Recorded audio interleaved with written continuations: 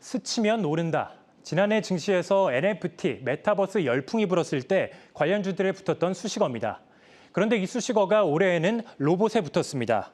미래 먹거리로 로봇 산업을 낙점했던 이 삼성전자를 필두로 국내 유수의 기업들이 로봇 산업 진출에 시동을 걸었기 때문입니다. 삼성전자의 핸디는 올해 CES에서 컵이나 식기를 직접 집어서 식탁에 세팅하는 모습을 보여줬고, LG전자는 자율주행이 가능한 물품 운반 로봇 클로이를 선보였습니다. 그리고 현대차의 고객응대 로봇 다리 같은 경우는 지난달 말에 열렸던 현대차의 주주총회에서 주주들을 맞이하기도 했습니다. 이렇게 로봇 산업에 대한 열기가 뜨거워지자 관련주들의 주가도 치솟았습니다. 올 들어 휴림 로봇은 80%, 로보로봇은 70% 넘게 급등했고, 유일 로보틱스와 유진 로봇은 30%대, 에브리봇은 10%대 상승했습니다. 특히 지난달 18일 코스닥에 상장한 유일 로보틱스의 경우 상장한 지 불과 3주도 되지 않았는데 주가가 공모가 10,000원 대비 170% 넘게 급등하기도 했습니다. 다만 로봇주는 연초 대비해서는 주가가 조금 조정을 받았습니다. 로봇주가 대표 성장주로 꼽히는 만큼 연준의 긴축 정책에 고평가 우려가 나오면서 주가가 조정을 받고 있는 겁니다. 이에 대해 설태현 DB금융투자연구원은 로봇주는 연준의 금리 인상 우려로 충분히 조정을 받았고 최근에 다시 반등하고 있다. 장기적인 관점에서는 전망이 밝다라고 설명했습니다. 다만 단기간에 로봇 산업이 주류 산업으로 떠오르기에는 좀 어려움이 있기 때문에 개별 기업의 사업 내용을 꼼꼼히 살펴보고 투자에 유의할 필요가 있다라고 조언합니다. 로봇 산업과 관련 기업들을 보다 자세히 살펴보기 위해서 증권부 정희영 기자가 직접 다녀왔습니다. 로봇의 택배 상자를 넣고 목적지를 입력하자 목적지를 향해 출발합니다. 장착된 로봇팔로 알아서 승강기 버튼을 누르고 출입 단말기를 작동시켜 택배 상자를 무인으로 배송합니다. 이 로봇은 로보티즈의 주력 제품인 집겜입니다. 자율주행 기술을 기반으로 이곳뿐 아니라 호텔과 같은 넓은 공간에서 물품 이송을 도맡아서 처리하고 있습니다.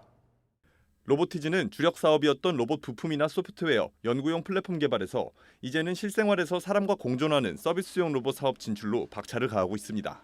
그러니까 산업용 로봇 쪽은요, 이제 흔히 말하는 공장 자동화에 쓰이는 이제 로봇들을 말씀드리는 건데, 그 시장은 뭐 안정된 시장일 수는 있겠습니다만 이미 이제 대기업들, 특히 이제 일본과 유럽 기업들에 의해서 선점이 된 시장이거든요. 이제 서비스 로봇이 좀 블루오션 쪽에 가깝고 벤처 기업이 도전할 만한 그런 분야다.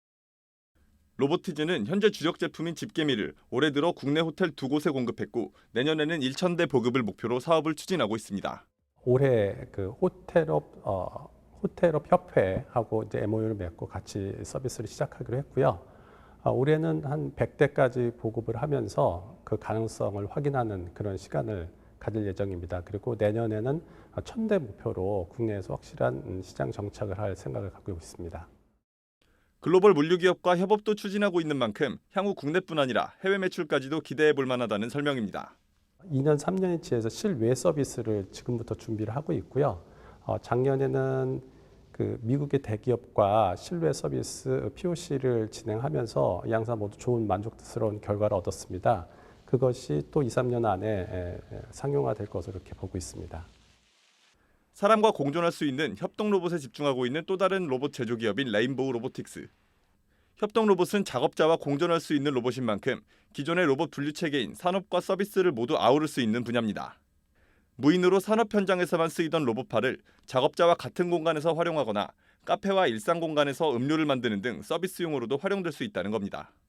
안전의 요소나 이런 것들을 많이 담고 있기 때문에 작업자와 같은 공간을 쓸 수 있다. 이게 큰 가치를 가지고 있는 거고, 실제로 저희 협동 로봇도 전체 100이라고 쳤을 때 한 70% 정도는 제조 현장, 산업용 분야에 쓰이고 있고, 나머지 한 30% 정도가 서비스 분야에.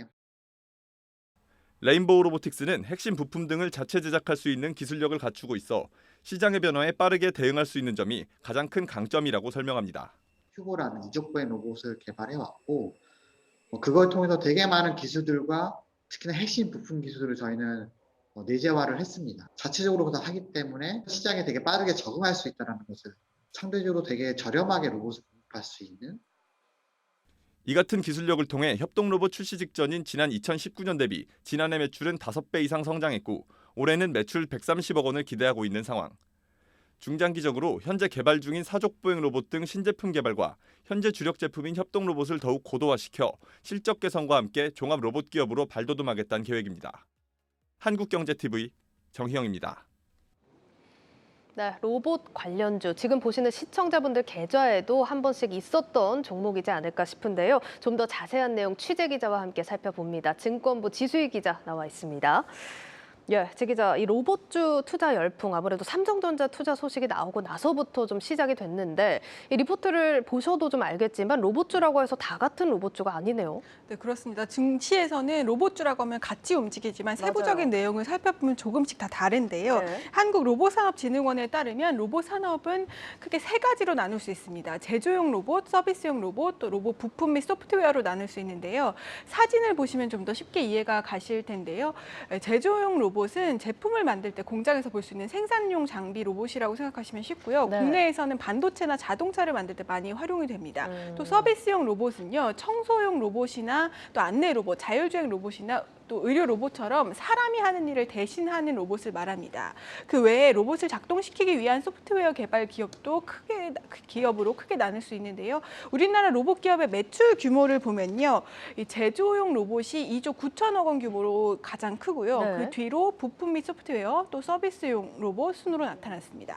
로봇 산업 전체적인 규모는 약 5조 5천억 원으로 집계됐는데요. 국내에서 KTNG나 롯데건설, 또 쿠팡 등이 지난해 매출 5조 원을 기록했는데 하나의 개별 기업 매출과 비슷하다고 볼 수 있습니다. 지금 제조, 서비스, 부품과 소프트웨어 이렇게 좀 세부적으로 나눠볼 수 있는데 아까 뭐 얘기를 해주셨지만 이게 움직이면 같이 움직이고 떨어지면 같이 떨어지거든요. 아직까지는 좀 같이 이렇게 통합이 된 모습인데 이게 장점이자 단점이 될 수도 있을 것 같습니다. 증권가에서는 어떻게 봅니까? 네, 그래서 전문가들은요, 이 로봇주에 투자할 때는 각 기업의 사업 내용이나 실적, 또 선장성을 다 꼼꼼히 따져봐야 한다고 조언을 하는데요. 네. 최근 증시에서 움직인 로봇 기업들을 보면요, 사업 내용이 조금씩 다릅니다. 로보의 경우에는 교육용 로봇, 또 코딩 교육 자재를 생산하고 있고, 유진 로봇은 로봇 청소기를 만드는 회사입니다. 네. 또 휴림 로봇이나 올해 상장한 유일 로보틱스는 제조용 로봇을 주로 만들고요. 리포터에서 보신 것처럼 로보티즈는 안내 배송용 로봇을 만들고, 또 레인보우 로보틱스는 사람과 함께 제품을 생산하거나 음식을 만드는 협동 로봇을 만듭니다. 이렇게 서로 사업 내용이 다른데 주가는 이슈가 있을 때마다 다르게 같이 움직이기 때문에 세부 내용을 잘 살펴야만 현명한 투자를 할 수 있는데요. 네. 매출도 좀 잘 살펴볼 필요가 있습니다. 로봇 관련주 6개 중 5개 업체가 지난해 영업 적자를 기록을 했습니다. 네. 현재 매출이 높은 기업은 로봇 청소기 기업으로 우리 생활에 제품이 어느 정도 자리 잡은 기업이 적자 규모도 크지 않은 것으로 조사됐습니다. 예, 뭐 아무래도 이제 또 막 육성되는 산업이기 때문에 적자는 좀 피할 수 없어 보입니다. 그런 이런 산업에서 가장 중요한 게 성장성이잖아요. 어떤 네, 분야가 성장성이 가장 높을까요? 네, 전 세계 로봇 시장 매출액은요, 지난 2020년 기준 243억 달러로 전년도에 비해서 3% 성장을 했습니다. 네. 성장을 하고 있는 시장이긴 한데요. 이 가운데 산업용 로봇 시장 규모는 4% 축소됐지만 서비스용 로봇 시장 규모는 13% 증가한 것으로 조사됐습니다. 이 서비스용 로봇 성장세가 수치로도 나타났다고 볼 수 있고요. 국내 시장도 비슷한 상황입니다. 제조용 로봇과 부품, 소프트웨어 업종은 시장이 축소된 반면에 서비스용 로봇은 전년에 비해서 34%나 성장하면서 전체 사업을 견인한 것으로 분석이 됐습니다. 전문가의 이야기를 들어보시겠습니다. 서비스 로봇 시장 성장의 주요 요인으로는 고성능 고가격의 수술 로봇 상품화와 최근 사람들이 가정에 머무르는 시간이 많아지면서 가사노동 경감을 위한 청소 로봇 매출 증가로 분석하고 있습니다. 코로나19로 인한 제조업 디지털 전환 가속화 및 로봇 활용을 돕는 AI나 5G 기술의 뒷받침, 그리고 향후 출산 인구 감소 등 여러 사회적 요인들을 함께 고려했을 때 우리 삶의 변화에 로봇이 핵심적 역할을 할 것이라는 기대감이 기업들의 시장 진입을 촉발시킨 것으로 보입니다. 예, 지금 현재로는 서비스업 로봇의 성장 규모가 가장 크다는 점 확인을 해봤습니다. 자, 그러면 투자 전략에도 적용을 해볼 수가 있을 것 같은데 사실 이 로봇주들 많이 오르긴 했거든요. 어떤 전략이 좋을까요? 일단 로봇주가 움직인 이유를 좀 살펴보면요. 삼성전자가 이 로봇 사업을 확대한다고 했기 때문이기 때문에 네. 실적이 아니라 사실 뉴스 하나의 맞아요. 변동성이 크다는 점을 염두하고 접근을 하셔야 되겠고요. 네. 또 삼성전자의 로봇 사업 내용을 잘 살펴볼 필요가 있습니다. 삼성전자의 첫 로봇 상용화 제품은 신발처럼 신을 수 있는 웨어러블 기기 젠보가 될 것으로 시장에서는 전망하고 있고요. 또 앞서 보셨듯이 가사 로봇, 핸디 등이 향후 출시될 것으로 보이는데요. 대부분 서비스용 로봇에 집중돼 있습니다. 따라서 로봇주에 투자하고 싶다면 이 서비스용 로봇을 주목할 필요가 있습니다. 아직 우리나라 로봇들은 돈을 못 벌어요, 많이. 대부분 적자고, 로봇 산업이 뭐 대중화된 건 아니잖아요. 우리나라 로봇 기업들은 대부분 산업용 로봇 있잖아요. 삼성이 하는 거는 서비스 로봇, 웨어러블 로봇, 보행 도와주고, 가정용이나 서비스 쪽에 연결고리가 괜찮을 수 있는데, 관건은 뭐냐면 이제 M&A 하지 않을까, 삼성전자가 기대감이 있는데, 해외 업체 쪽으로 하려는 걸로 알고 있어요. 국내 기업들이 누가 수혜를 받고 이거 정확히 알 수가 없고, 다만 주가는 많이 올랐잖아요. 네, 아직까지 로봇 산업 초기 단계라서 옥석 가리기도 필요한 부분이겠고요. 지금 시점에서는 서비스 로봇 그리고 삼성전자의 M&A 기대감 또 수혜는 어떤 기업이 받게 될지 이 부분에 초점을 맞추셔서 공부를 해보셔도 좋을 것 같습니다.